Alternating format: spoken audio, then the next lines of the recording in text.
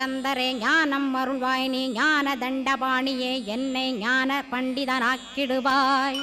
அகந்தையலாம் அழித்து அன்பினை ஊட்டிடுவாய் அன்புமயமாக்கி ஆள்கொள்ளுவையப்பா.